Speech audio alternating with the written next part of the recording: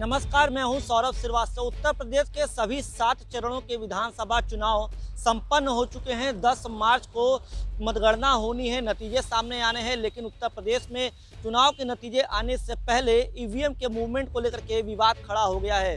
Samajwadi party के राष्ट्रीय अध्यक्ष अखिलेश यादव ने ईवीएम का मुद्दा उठाते हुए भारतीय जनता पार्टी को घेरने का काम किया है, तो वहीं चुनाव आयोग की तरफ से अखिलेश यादव के आरोप पर जवाब जारी किया गया है। चुनाव आयोग ने कहा है कि बनारस में जो ईवीएम से लदी गाड़ी को समाजवादी पार्टी के कार्यकर्ताओं ने पकड़ा है, उस गाड़ी में जो भी ईवीएम बरामद हुई है वो मतगणना में लगे अधिकारियों के ट्रेनिंग के लिए ले जाई जा रही थी और मतगणना में ट्रेनिंग के मकसद से उसका इस्तेमाल होना था, क्योंकि मतगणना से पहले अधिकारियों को एक ट्रेनिंग दी जाती है और उसके लिए ईवीएम की ज़रूरत पड़ती है, ईवीएम मशीन की। और वही मशीन की जो गाड़ी थी वो जा रही थी, जिसको समाजवादी पार्टी के कार्यकर्ताओं ने घेरा और लगभग पूरे उत्तर प्रदेश में इस तरीके का विवाद देखने को मिला। समाजवादी पार्टी के तरफ से हर जिले में पोलिंग स्टेशन जहाँ पे मतगणना होनी है वहाँ के लिए अखिलेश यादव ने प्रभारियों को नियुक्त कर दिया कि ताकि वो ईवीएम के स्ट्रांग रूम की निगरानी कर सके। हम आपको बता दें, चुनाव आयोग ने कहा है कि इन मशीनों का मतदान में इस्तेमाल नहीं किया गया है।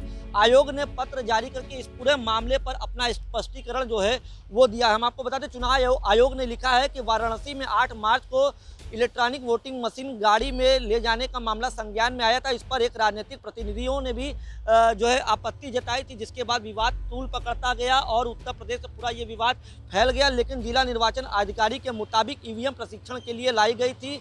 मतगणना अधिकारियों के प्रशिक्षण के लिए जिले में 9 मार्च को प्रशिक्षण का आयोजन होना है, क्योंकि 10 मार्च को मतगणना होनी है। उसके पहले ट्रेनिंग दी जा रही थी, जिसके लिए वो ईवीएम लाई गई थी और मंडी स्थित अलग अलग खाद्य गोदाम से स्टोरेज से प्रशिक्षण जहाँ पे ट्रेनिंग हो रही थी मंडी में वो मशीनें रखी गई थी। पहाड़िया मंडी वाराणसी के जहाँ पे ये मतगणना होनी है, वहाँ से उन मशीनों को लेकर के वाराणसी के ही यूपी कॉलेज ले जाया जा रहा था, जहाँ पे अधिकारियों को मतगणना के लिए ट्रेनिंग देनी थी। और इस दौरान समाजवादी पार्टी के कार्यकर्ताओं ने उस गाड़ी को पकड़ा और उसके बाद विवाद पूरा जन्म हो लिया और लगातार बढ़ता गया। अगर इसकी बात करें तो हैंड्स ऑन ट्रेनिंग के लिए हमेशा इन मशीनों का उपयोग किया जाता है। मशीनों के बारे में राजनीतिक दल जो भी कह रहे हैं वह सिर्फ अफवाह है। चुनाव आयोग ने यह भी कहा है कि मतदान के में इस्तेमाल की गई electronic voting machine strong room के अंदर सील करके रखी गई है, पूरा तरीके से बंद है। उसमें तमाम अधिकारी निगरानी कर रहे हैं, सीआरपीएफ की फोर्स लगाई गई है और तमाम राजनीतिक दल के जो नेता हैं वो भी स्ट्रांग रूम की निगरानी कर रहे हैं। उसमें किसी तरीके की कोई गड़बड़ी नहीं है, लेकिन जो मशीनें पकड़ी गई जिसकी वजह से विवाद हुआ और समाजवादी पार्टी ने पूरा आरोप लगाया, अखिलेश यादव ने आरोपों की बौछार की थी,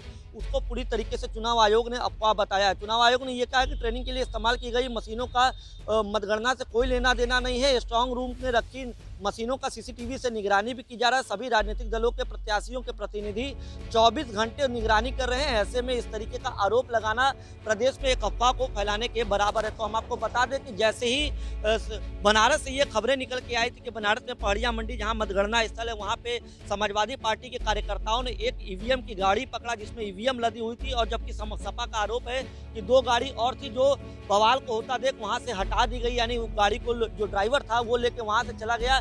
जिसके बाद समाजवादी पार्टी के मुखिया अखिलेश यादव ने लखनऊ में बाकायदे प्रेस कॉन्फ्रेंस करते हुए ईवीएम का मुद्दा उठाया। इस पे बीजेपी पर भी गंभीर आरोप लगाया, जिस पे अब चुनाव आयोग की तरफ से स्पष्टीकरण दे दिया गया है कि इस तरीके की कोई बात नहीं है। वो मशीनें जो पकड़ी गई थी वो सिर्फ और सिर्फ अधिकारियों के ट्रेनिंग के लिए थी।